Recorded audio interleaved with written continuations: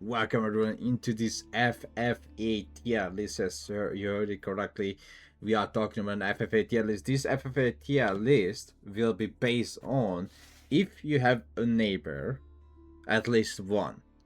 Because don't forget, if you're alone in a corner, doesn't matter what civilization you are insane. Okay, if you are just start alone in a corner, nobody's around you, all civilization are S tier in FFA Nomad. Doesn't matter what civ you play, it's all S tier. First civilization I will put into low tier is gonna be actually Abbasid. Abbasid struggles a lot. If you have a neighbor, you can't boom. You can just go multiple TCs because there's 100% sure that you will face against your opponent. Just like as it happened to me as well, if you remember, that when I was Abbasid without neighbors, it was insanely broken, right? But if you are Abbasid and you have neighbors, you are not really good civilization for FFA Nomad. So again, this civilization tier list is based on if you have at least one neighbor, because as I mentioned before, and I'm gonna mention it again, if you have neighbors, or sorry, if you don't have a neighbors, if you are just alone in a corner, every civilization are S tier. Next civilization is gonna be English. It's at least C tier. It's not bad. If you are alone in a corner and you can build 3TC, English is insanely good. But if you have at least one neighbor and that you have to fight against that neighbor or he will attack you, your survivabilities are not as great and you don't have a unit that excels against like men at arms or strong men at arms or any H3 strong units. Yes, you have longbows, but whatever. Next one is gonna be French because of their fast villager production. They can even pull a second tissue before they are starting any fight in FFA Nomad, which is really nice. Also, they have again they have knights, which are very strong H2 units, and because of that, if you have to face against a fast castle civilization, you will not have a crazy problem. Next one is gonna be HRE, is the same as the French.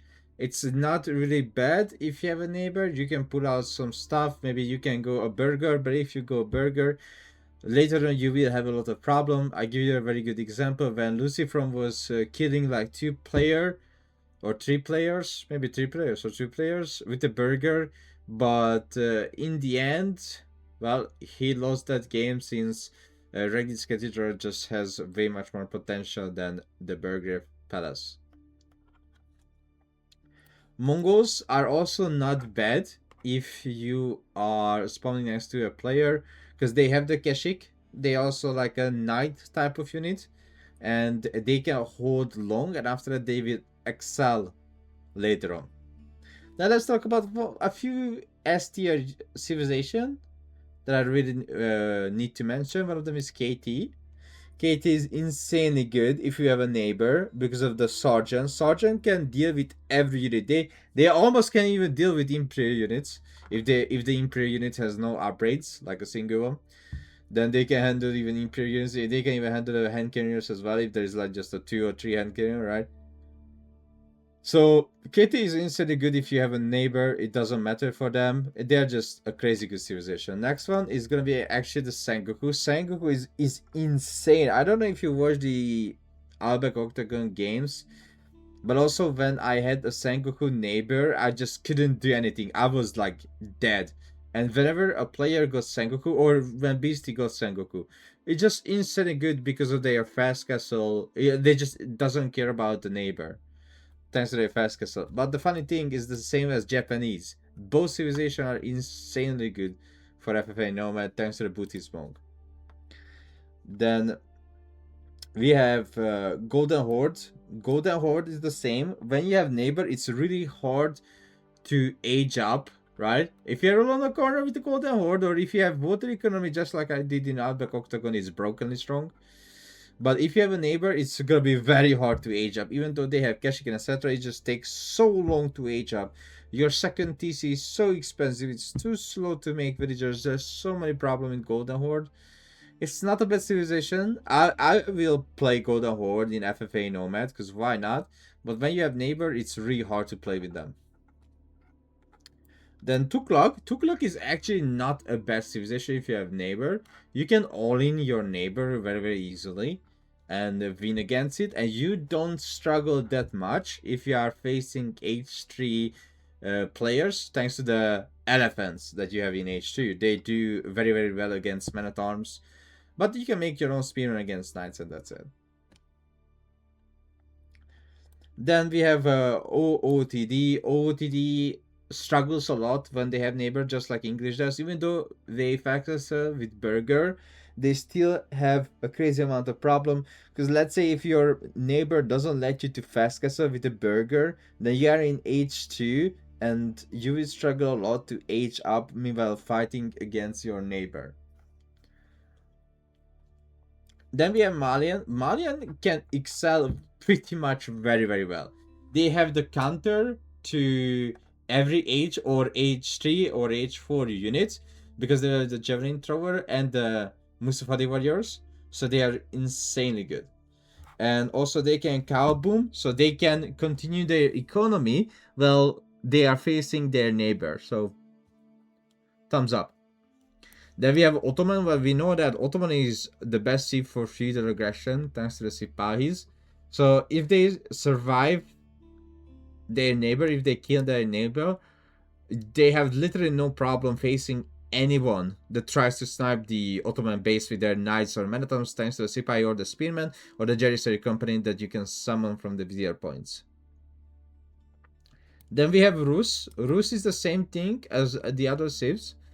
They have really good wood economy, insanely good. They can catch sheep early on with their hunting cabins, and they have knights. So they have a lot of units, but they are not the most broken, insane civilization for FFA Nomad. That's for sure.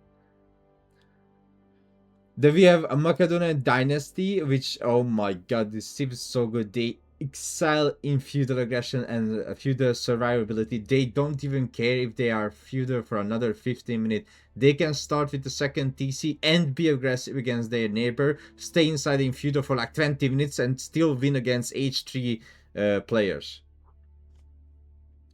Then we have China and Zushi. They are not bad against neighbors thanks to their imperial official economy. Also, they can pull out the second TC and survive as long as possible.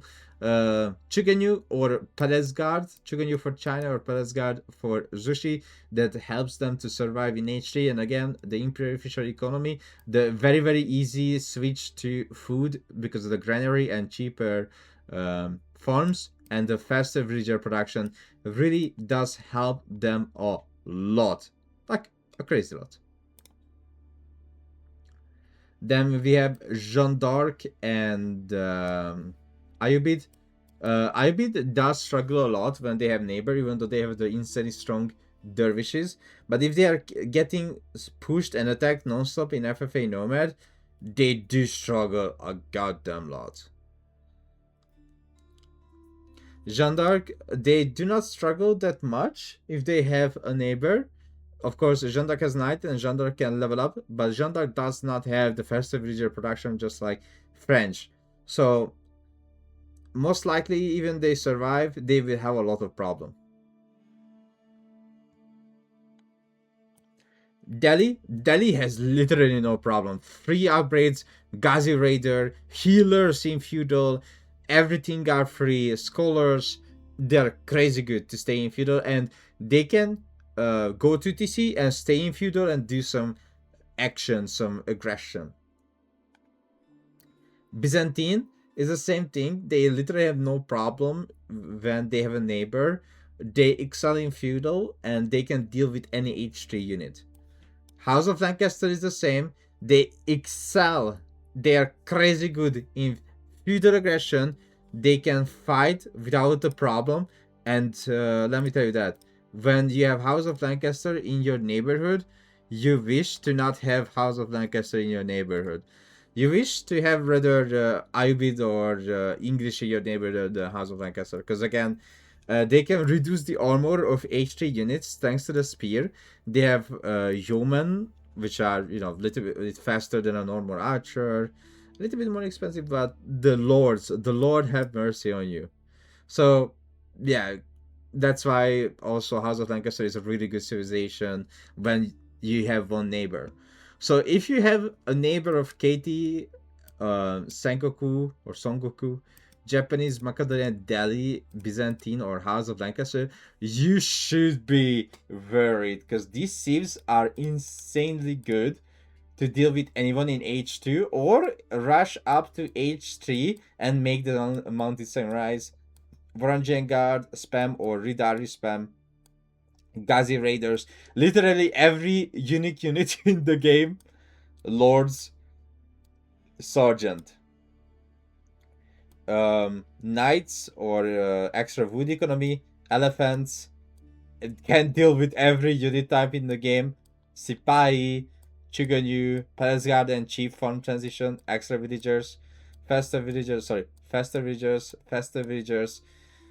Burger or maybe some Feudal Menaton, Ram, Kashik Mangudai, Jeanne d'Arc, and her knights. Um, well, if they survive, then their late game economy is broken. If they survive, their late game is strong. If they survive, they have one of the best units in the game, aka the Desert Raiders. If they survive, they are the most broken civilization in the game for sure. I think even broken than KT. If they survive, they are like just like an ATS civilization. They can't really go into S tier. So yeah, this is my tier list for FFA Nomad and pick your civilization.